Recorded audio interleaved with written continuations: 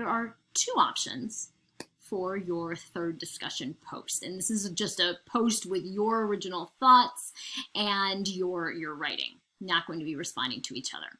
And for this one, you can either talk about Mother Bruce and AI technology, or we can look at Flora and Ulysses and the hero's journey.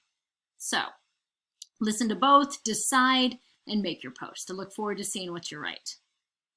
First, Mother Bruce, well known enough that I went to two chat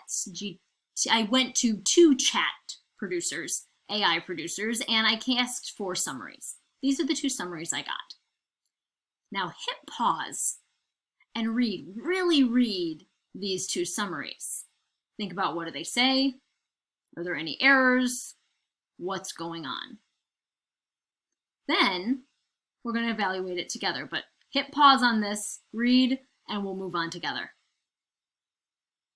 All right, you done? Excellent. So, first of all, what's wrong with the first one? It's not even correct, right?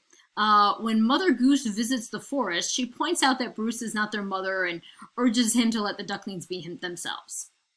Never happens in the book. Mother Goose is gone when Mother Bruce returns and tries to send them back, right? Here's that illustration. Bruce returns him to the nest, and there is a note, "I'm gone." So this is completely fictitious in this AI summary of this children's book. That's something to really be aware of, because it's very common in AI for there to be these kinds of errors. This was produced using an algorithm. That algorithm doesn't determine whether or not it's accurate. It can't think critically. So, first note to know with AI is it has a lot of problems. Now this summary doesn't have anything inaccurate, but how is it doing as something that you could use professionally working with kids in the future? Accurate is a good start, but let's go from there. It doesn't seem to be what you would expect from a professional. It seems like something that would be thrown together by AI. So first of all, look at the way the content is inflated with repetition. This sentence, unexpected, and this sentence are almost identical. So we have two sentences that are just repeating themselves. And in fact, all of this paragraph really could have been given in two sentences. Mother Bruce is a grumpy bear, grudgingly adopts these 3 baby goslings who hatch when he's trying to prepare them for supper.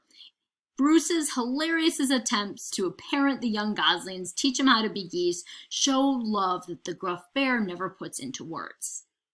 That's not quite what this says, where it talks about, there being this love and this charm. The love is implicit. It's never explicitly stated between Bruce and the goslings, which is part of the humor and sort of the irreverence of this text, right? Excuse me.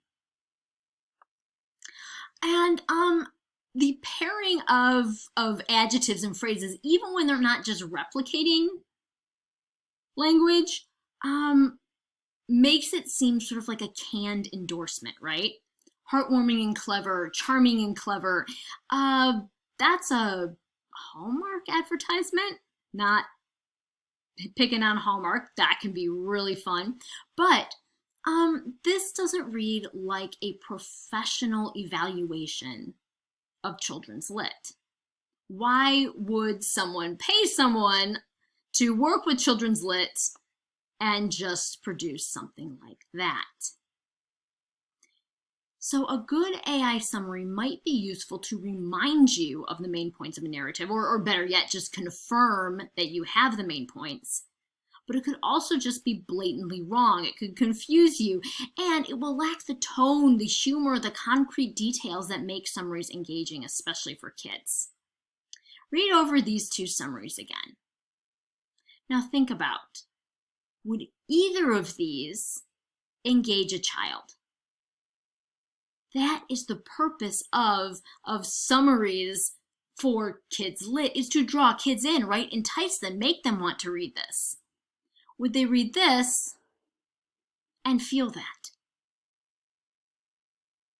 So, for your discussion questions, I want you to answer these questions. Think about how you would write a good summary of this book and sort of the roles or advantages or disadvantages of using AI with Kids Lit. Look forward to what you write.